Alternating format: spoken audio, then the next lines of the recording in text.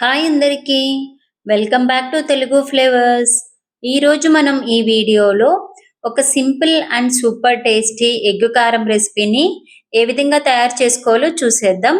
ఈ ఎగ్ కారం రెసిపీ ఈ విధంగా ఒకసారి ట్రై చేసి చూడండి, చాలా బాగుంటుంది. మరి ఇంకెందుకు ఆలస్యం, ప్రాసెస్లోకి వెళ్ళిపోదాం పదండి. ముందుగా ఒక మిక్సీ జార్ తీసుకొని దానిలోకి 6 నుంచి 7 వెల్లుల్లిపాయలను తీసుకోవాలి. దీనిలోనే 2-3 టీ స్పూన్స్ కారం వేసుకొని టేస్ట్‌కి సరిపడినంత ఉప్పు కూడా వేసి మూత పెట్టి ఫైన్ పేస్ట్ లాగా గ్రైండ్ చేసుకోవాలి.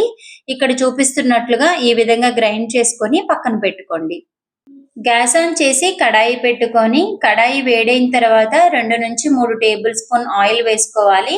ఆయిల్ కూడా వేడైన తర్వాత దీనిలో పోపు దినుసులు వేసుకొని 2-3 నిమిషాల పాటు ఫ్రై చేసుకోవాలి.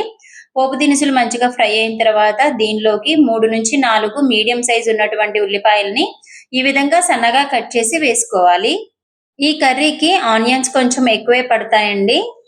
ఉల్లిపాయలు త్వరగా ఫ్రై అవ్వడం కోసం కొంచెం ఉప్పు, పసుపు వేసుకోవాలి. సాల్ట్ కొంచెమే వేసుకోవాలండి, ఎందుకంటే మనం వెల్లుల్లి పేస్ట్లో కూడా సాల్ట్ వేసుకున్నాము, చూసుకొని వేసుకోండి. మంటని లో ఫ్లేమ్లో పెట్టుకొని మంచిగా ఉల్లిపాయలు గోల్డెన్ కలర్ వచ్చే వరకు ఫ్రై చేసుకోవాలి. ఉల్లిపాయలు మంచిగా ఫ్రై అయిన తర్వాత మనం తయారు చేసి ఉంచుకున్నటువంటి వెల్లుల్లి ముద్దను కూడా వేసి ఆనియన్స్లో మంచిగా కలిసేలాగా మిక్స్ చేసుకొని 2-3 నిమిషాల పాటు ఫ్రై చేసుకోవాలి. ఇప్పుడు ఇందులోనే కొంచెం కొత్తిమీరను కూడా వేసి ఒకసారి కలుపుకొని ఫ్రై చేసుకోండి. ఎగ్స్ని బాయిల్ చేసుకొని వాటికి ఈ విధంగా స్లిట్స్ పెట్టుకొని ఈ ఎగ్స్ని కూడా వేసుకోవాలి.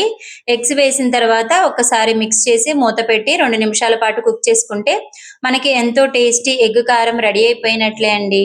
Thank you for watching my video. ఈ వీడియో మీకు నచ్చినట్లయితే మీ ఫ్రెండ్స్కి, ఫ్యామిలీకి షేర్ చేయండి. ఇలాంటి మరిన్ని వీడియోస్ కోసం నా ఛానల్ని సబ్స్క్రైబ్ చేసుకోండి.